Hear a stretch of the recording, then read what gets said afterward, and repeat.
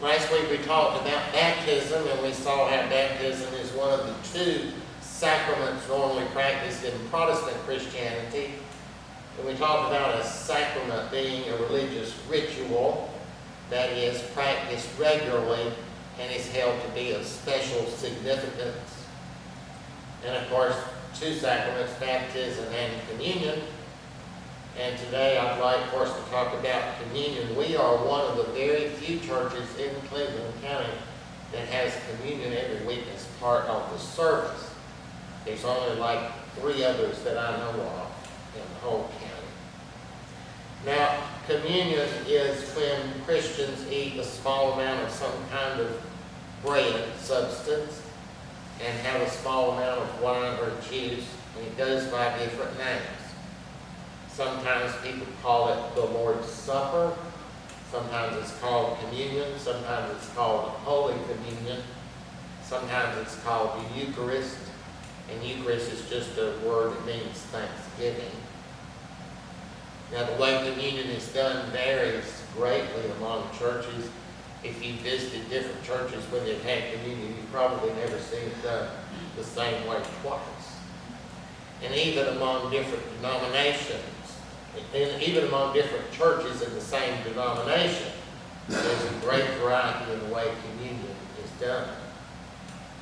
Now, there's not only great variety about how it's done, there's great variety about what communion means to people and how it originated. No one knows how communion originated.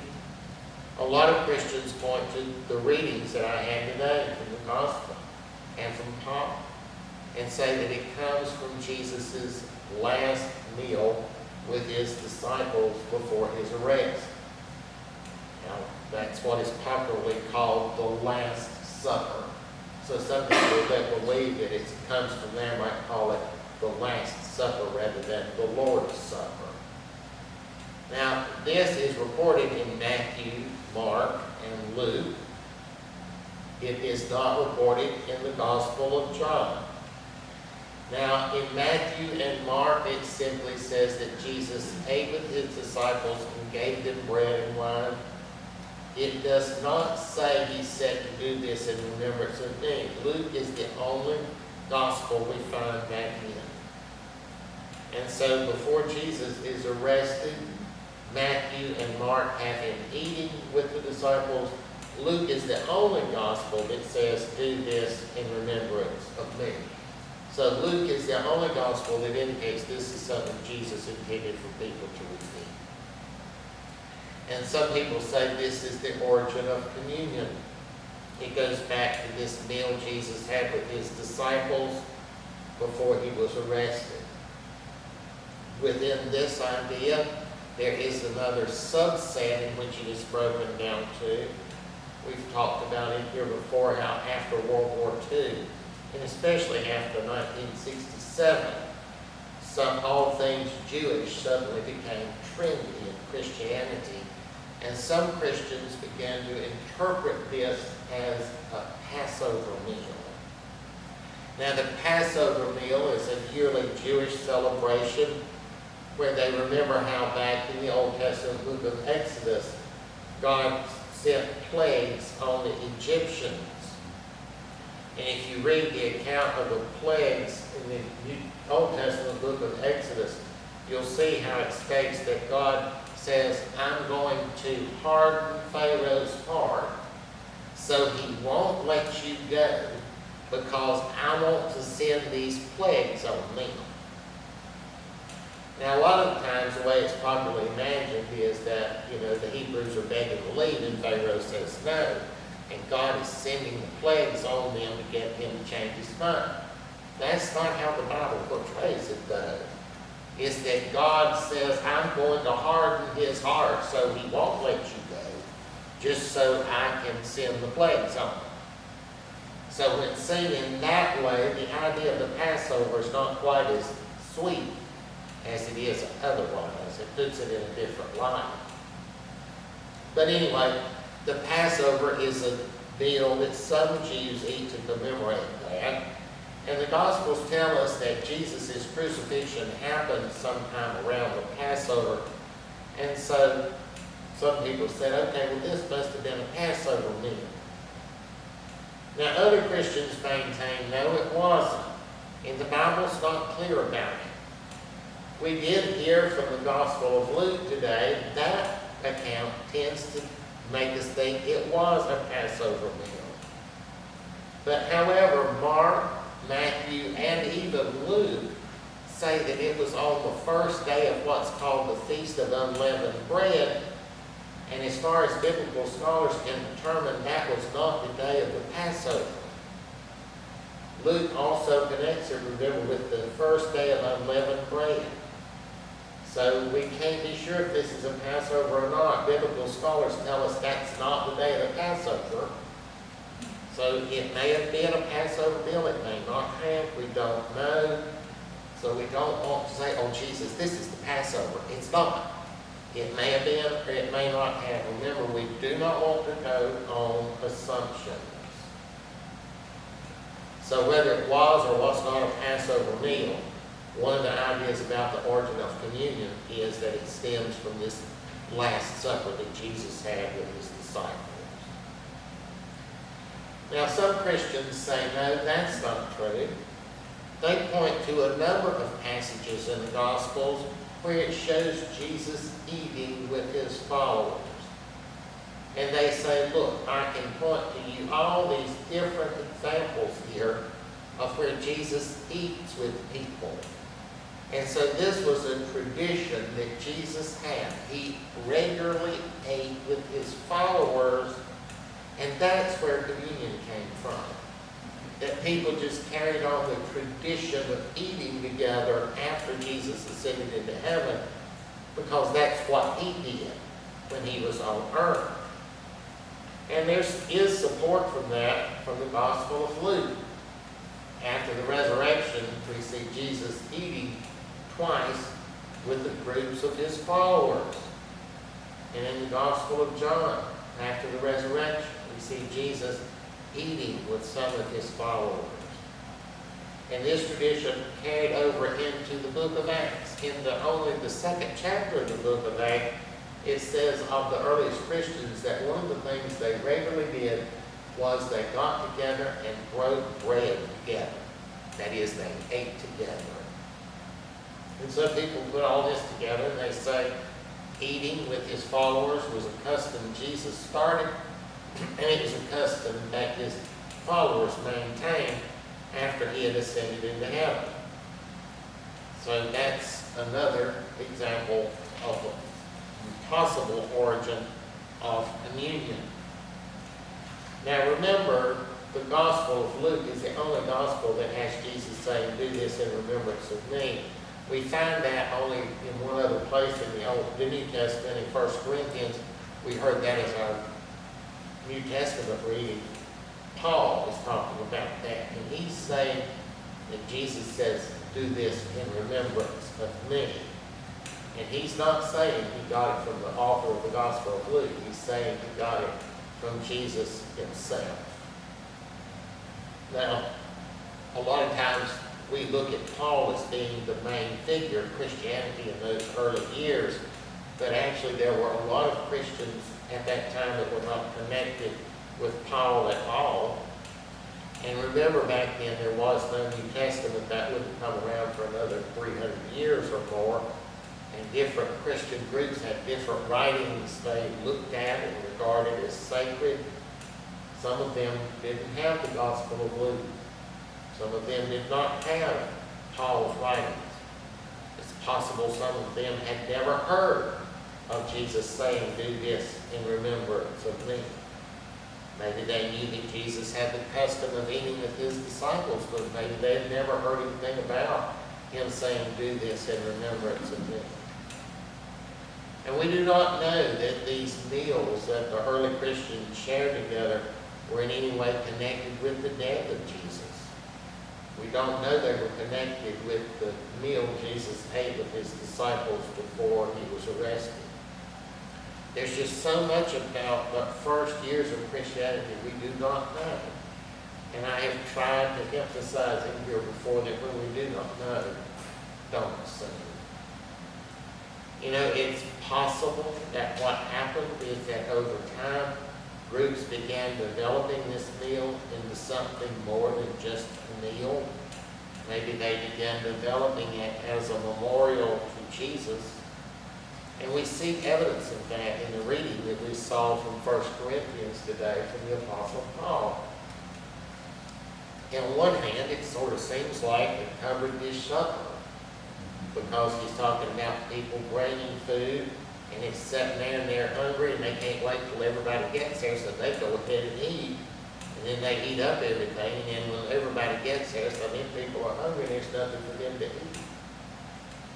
So he does sort of talk about it in that way as a covered dish supper where people just get together and eat. But then on the other hand, he's talking about you show the death of the Lord.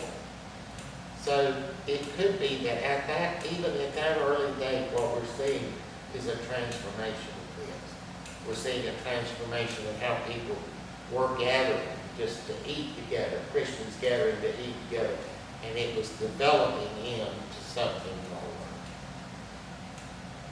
Now, we do not know the origin of communion then, and we do not really know what the earliest Christians did at communion.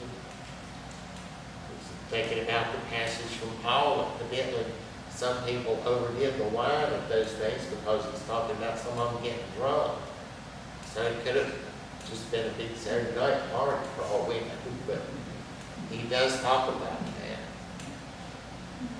Now that's the only passage in the Bible that gives us a description of what was going on, and it's not much of a description, but that's the only passage we've got really from the Bible. If we go to the historical record and look at what we see, we realize it's not much has survived from the first 100 or 150 years of Christianity. Our first mention that we see of it in the historical record is sometime around the year 100, and all we see is it mentioned, and it is called Eucharist. That's the first mention, which means giving thanks or to give thanks. Then there's another source around the year 150, and we see that by that time there seems to have developed, at least in one particular place, some kind of fixed ritual and fixed service to go through. It is still called Eucharist, and the way they looked at it then was a thanksgiving not only for Jesus, but for everything God has done, for creation and everything. It was a thanksgiving for everything God has done for us. And of course, the main thing was, coming to earth in Jesus. And so from this one source, we cannot tell if this was widespread around everywhere, or whether it was just in this one local group. That is, though, that document from around the year 150 is the founding document for liturgical Eucharistic prayers. Like we used before communion here, you'll notice it starts off thanking God for creation and putting us in the world. It is a summary of thanking God for everything He has done for us. So we can't, though, make the mistake of thinking that just because somebody in Shelby was doing that everybody in North Carolina was doing that. We don't know.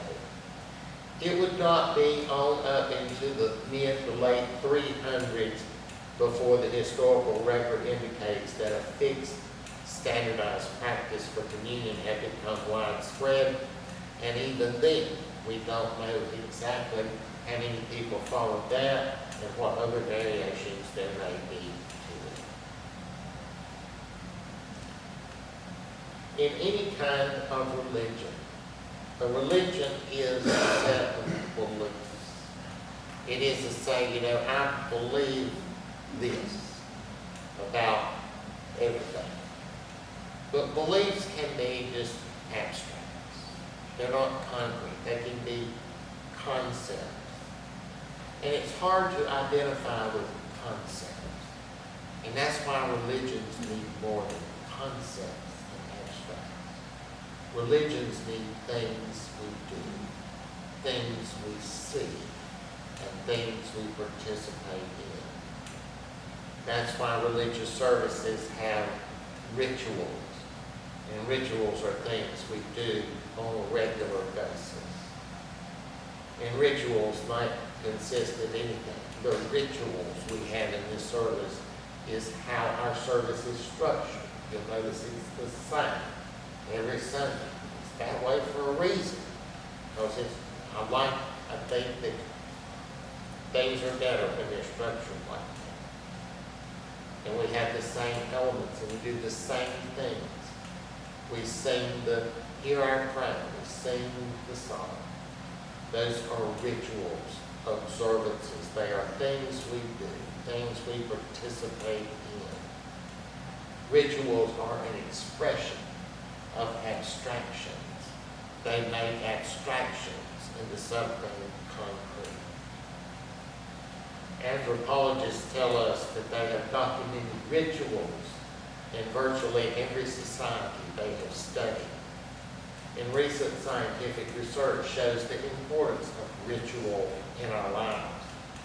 Rituals have an impact on our thoughts and our feelings and our emotions. Rituals help us connect with something. They take something that's just a thought and make it into something we see and something we do. Rituals are a major component of how we connect spiritually. They take the concept of God, who we cannot see, and make it into something we can see and we can do. People need ritual and regular observances in religion. And it's doubtful if any religion could survive if it did not have practices, if all it has are beliefs. Even churches that have seemingly no formality to their services have rituals of something. It might be something as simple as just holding up your hands and swaying with the music, but still that in itself is a ritual, and all churches have them. There was a time when communion was the defining ritual of Christianity. There was a time when communion was the main religious observance of much of Christianity. It was a way people could practice their religion. And because the communion is something the Bible does not really explain and does not give instructions for, people have attached many different meanings to it over the years, and they've come up with a million different ways to do it. Every church does it a different way, and some churches do it a different way every time they do it. And so a lot of churches put different meanings on it at different times. I must admit, just honestly, I never saw much value in communion until I became an Episcopalian. The communion service there was what I would call holy. I don't see any other way to say it. And it wasn't just the elements of the service that made it that way, because we were in a number of other Episcopal churches that had communion the same way. It just wasn't the same. It was done in a certain way every day, with a certain tone. It was not seen to be an add-on at the end. It was the integral part of the service. And there was just something about the way it was done with that particular group of people and with that particular priest. It had a different feel in communion than I've ever had before. I personally did not like communion that I have seen done in an informal way. I've never liked communion that I saw done in a folksy way. I've never liked stuff like that. I think it needs a certain tone, a certain feel to it. It's hard to describe what I mean, but that's the feel that I have tried to replicate in communion here. It's not the same, but I've spent a lot of time in changes, as you know, as we've gone along here, trying to replicate the feel that we have in the communion feels a need within us for religious observance. And I never will forget this. It's one of the things I'll always remember. The first time I ever went out of the United States, I'd never been beyond the borders of the United States, and I was going to go to Germany by myself. Not with a tour group, but by myself.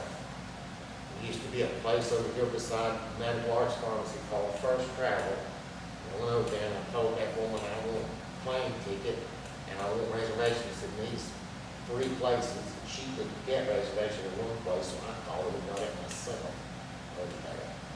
So I was going to leave from Charlotte, and I would fly into Munich where I would pick up a rental car, and then I would drive to the first destination. I was going to stay there. So that Sunday, before I was going to leave on Monday, at Redeemer we went up to the rail and knelt. It was in the whole church, which was packed out there from this. All in there was the rail. And Jimmy McDowell came by and he comes by and gives you, and he said, and I asked the Lord's blessings on the trip. And that meant a lot to me, because I was a little nervous about that trip, although it's something to do. But that meant a lot to me. So it made me realize, I think everybody has a different opinion of communion. But according to the way I look at it, there's power in it. There's power to fulfill needs that we have. And the need I have is not the need you have. Every one of us have different needs.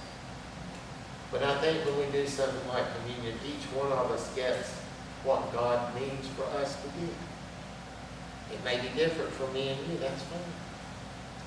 We do it a certain way as a group. But to each of us, it has its own unique meaning. And from each of us gets a unique thing from it. And that's the way it should be.